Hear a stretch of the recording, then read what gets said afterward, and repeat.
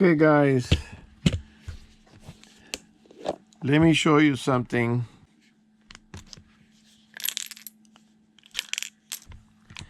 that I'm confused about. Okay, this is the gun that I was talking about.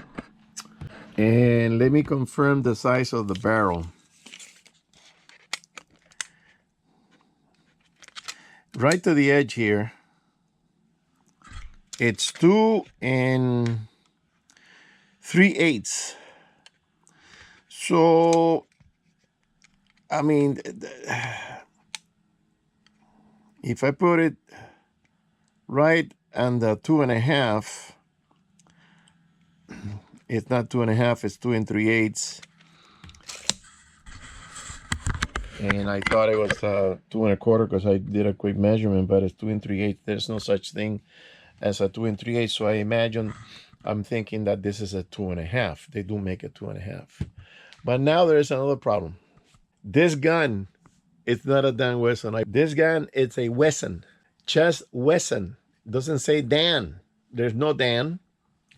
And there's no Smith. So what the hell is it? There it is. Let me see if I can get the right lighting. See right there in the beginning it says Wesson. And then here it says CTG. So I never heard of this gun. And I own it. And it doesn't say Dan Wesson. And another thing it doesn't have the removable barrel. See that? It doesn't have the space for the key to turn and remove the barrel. This is a solid barrel, which I'm kind of I prefer it. I'm not too crazy about the removal. So this, I mean, it says Wesson Firearms, made in Palmer, Massachusetts. Never heard of that place either. I've heard of Massachusetts, but never Palmer. And it's a 357 CTG. So there are 2 pins in front of Wesson, so there's no space to put either Dan or Smith. And it's not a Smith & Wesson because it doesn't have the shield on this side stamped that says S&W. So I'm asking for a little information. That's if somebody knows what is it. I mean, it looks like a Dan Wesson because it has to open the gun on this side. So it's a Dan Wesson design, but it doesn't say Dan Wesson, which is weird. It looks more like a Dan Wesson, but it doesn't say Dan Wesson. So I still like the gun, and it's a 2.5. So I'm gonna start looking for a 2.5 holster, and they're not that expensive. They're about there's one that's 38, and another one goes up to 50 something here. So this is a 2.5 plain Wesson. Let me tell you, the fit and finish is excellent. I mean, you go over the right here, the where the 2 metals joined, and you touch it, and you hardly feel it. You feel a little edge down here, but nothing further up. I mean, you like I said, you feel it down at the bottom here, down at this little spot, but nothing in the middle or further up.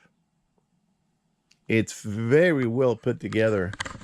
Don't have an idea when this gun was built.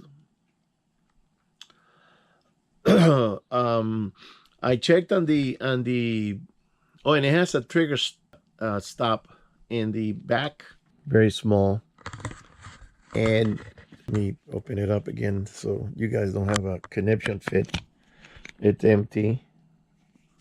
It's empty. So when you pull the trigger, there's a little gap in there, but I don't think it's really touching. I need the light, the flashlight. Yeah, I think it is touching it. Yeah. So now I got a small mystery if anybody can give me some information on this gun that it doesn't say Dan Wesson. It looks like a Dan Wesson.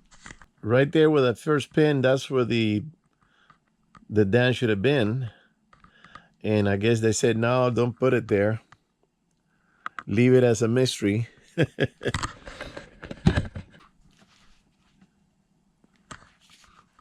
So it's everything is weird about this gun. It doesn't have the complete name. It doesn't have a complete barrel length. It's not 2.5 and it's not 2 1/4. It's 2 3/8. But you know what? It's a good shooter and it's a good frame. It's got good weight to it, 34 ounces. And it's a keeper. And everything on it is very, it's you touch it every which area, and there's no sharp edges. Everything is smooth. It's a well-made gun. It's a well-made gun. But it's a mystery gun because I don't know what the hell I have here now. So what I could do is go to a gun store.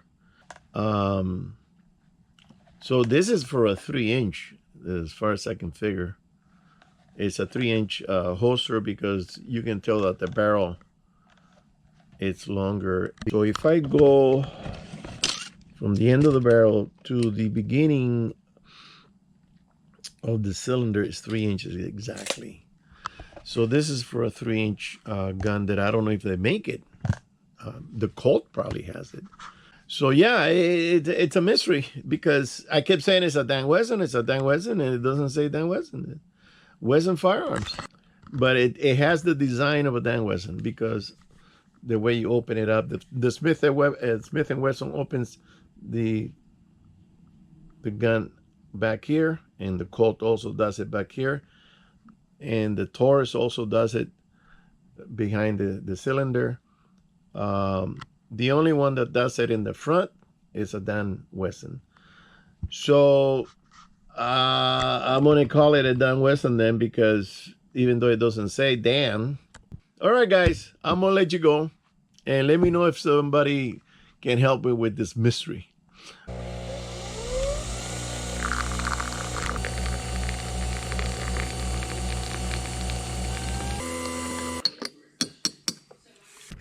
Well, guys,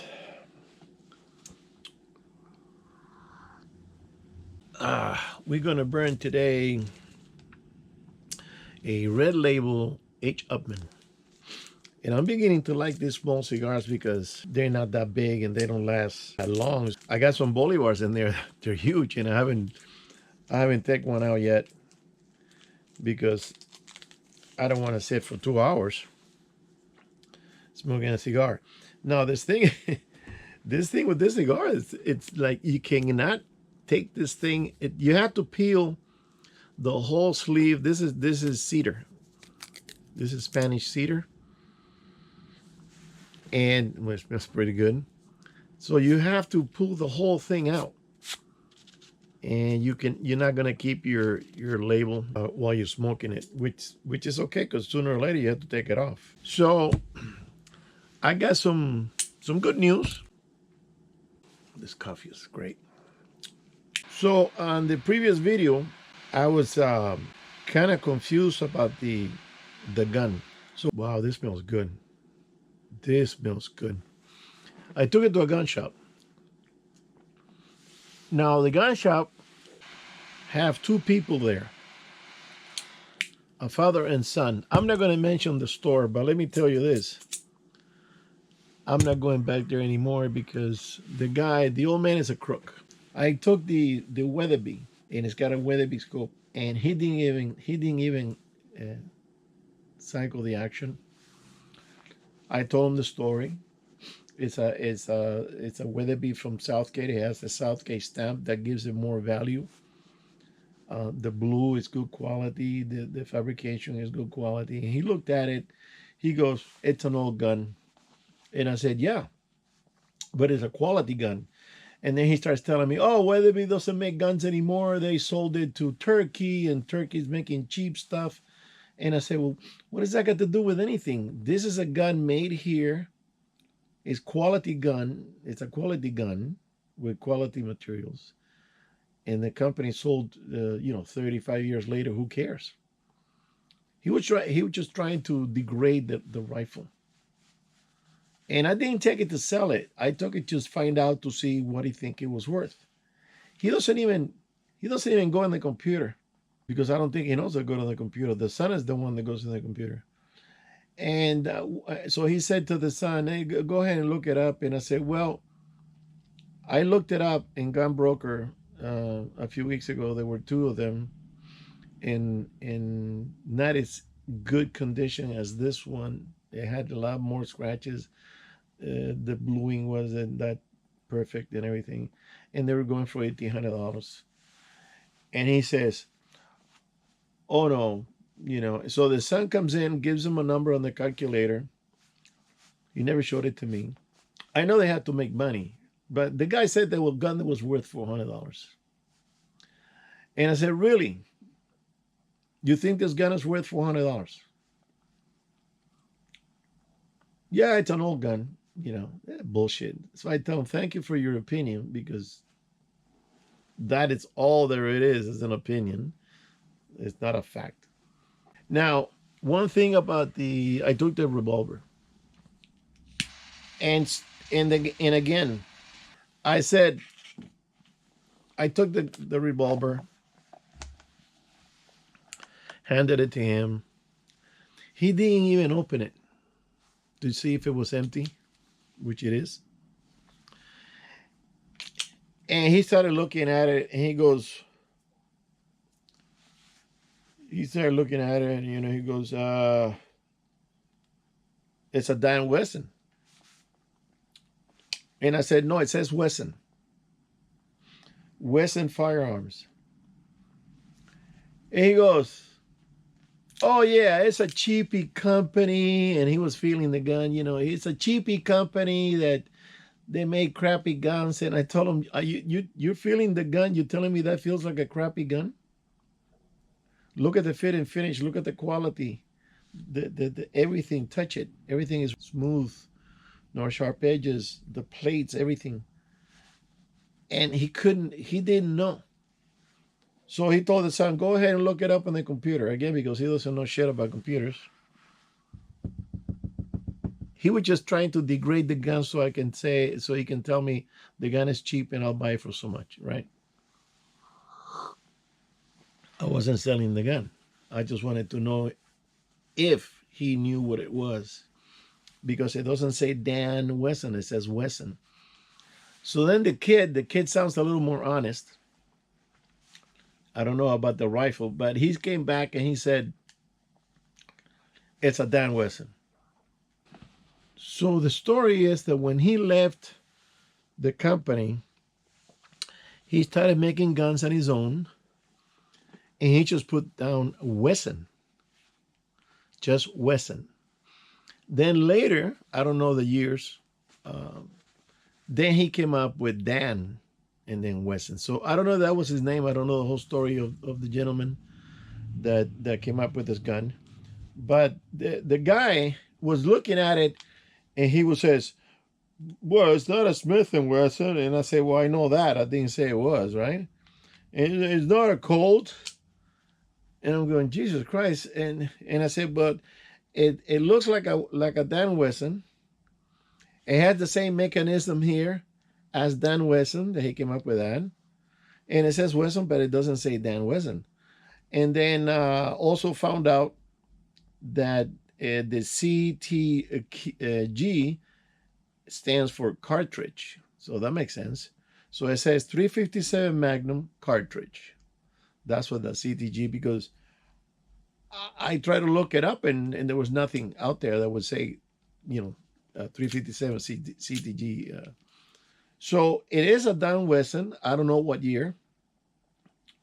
And the guy tried to play it down like it wasn't a big, it was a cheapy gun. And I said, "Dude, you telling me that's a cheap? Feel the gun, cycle the gun, and tell me that's a cheap?" Freaking idiot. That's what this guy is. So the gun it's a Dan Wesson. Another thing I found out, as I was measuring the barrel wrong, I was measuring from here to here, and actually you have to measure including this area, this area here. You have to measure from the back because that's the barrel. So it is a 3-inch barrel if you measure from back here. So the gun is a 3-inch. It doesn't have the removable because apparently he didn't come up with that idea until later when he made it into Dan Wesson. I don't know what year was that. Uh, and he came up with the idea of the shroud and the removable barrel and the whole thing. But this thing is not removable, doesn't have the key or anything. But it is a Dan Wesson revolver, 357 Magnum, and I like it. Uh, and I was kind of confused because I would measure the barrel from the edge here to here, and it's 2 3/8. I'm going, who makes a gun that's 2 3/8? There's no such thing, and it's a 3-inch barrel. So when you buy a holster, you have to specify that it's a 3-inch barrel, and hopefully they're not gonna start doing it from back here. I'm gonna see if I can find some video of somebody explaining exactly um, the holster when they make the holster for a 3 or 4-inch. Where do they start measuring? Because you never look at the barrel and look at this side here. You look at the barrel coming out here, right? So this one fits, but it's the barrel ends up roughly about a half an inch, a little bit more than half an inch. So this is probably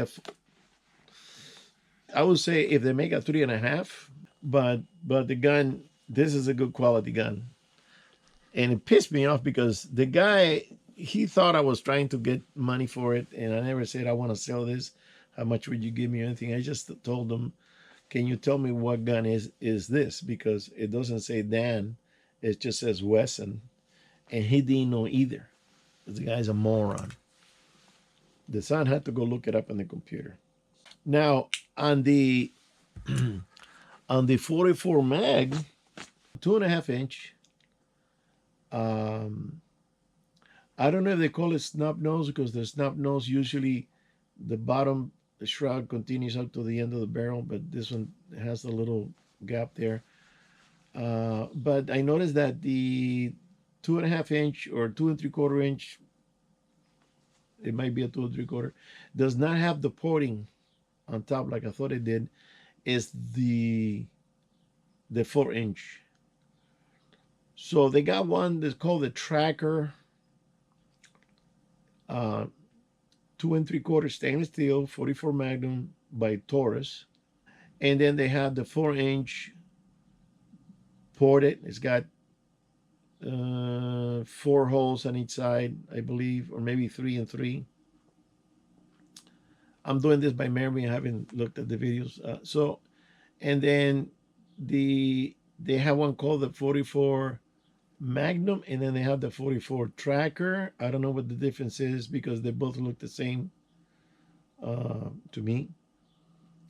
Maybe the one has a 6 shots instead of 5. So, but that's with the gun with the Magnum porting is the one I like because it controls the gun. It reduces the recoil, the kick. It's always good to have that on a gun. I don't know why Smith & Wesson never. I've never seen a Smith & Wesson revolver with Magnum porting like that. I think I saw one Colt that made one that had 2 slits instead of the hole. They had 2 slits, one on each side of the sight, and I think that was a Colt. So that's another way of Magnum porting a rifle. So you got gases escaping, pushing the barrel down. Any powerful gun that you have that's going to be doing this on you, kicking you, you need some gases to push it down and keep it level so you can control the gun and follow up with quicker shots without going boom, boom. My brother-in-law had a Ruger 44 Magnum, 7.25-inch or 7.5-inch barrel. It's a monster. And every time he would shoot, that thing would just go up in the air. And he got scared of that gun. He sold it. It would go boom, and boom. He couldn't really, because it had no magnum porting. Um, and if it's a light gun, like the Model 69 Smith & Wesson, you need to have magnum porting. Maybe if there's not that many shops anymore. They used to find gunsmith anywhere, and you can say, here, do this on the gun. Those days are gone. I mean, here in California, they're all shut down already. The gun stores don't do that anymore either, unless it's a mom and pop that they know what they're doing. I got a gunsmith nearby, but he's already like 88 years old. I'm not going to trust giving him a gun because he's already pretty old and he's a little shaky and stuff. And I took a 22 one time and he broke the sight on, and he told me that I brought it in like that. And I said, no, sir, I didn't. I didn't bring it. Oh, I'll get you another sight. Okay. I paid him, just keep the money. But he made it, he tried to make it look like I brought in a damaged gun. No, I didn't. So I'm not going to take a nice 357 or another 44 to say, here, magnum port it. So he can just drop it or do something, and the drill slips and breaks, and I don't know. I don't want to deal with that. There's a lot of shops probably in Vegas, Utah, and Arizona, but here I haven't even tried because I used to know all these places and they've been closing down. Everybody's into the sales, not into the repairs. They don't want to deal with it.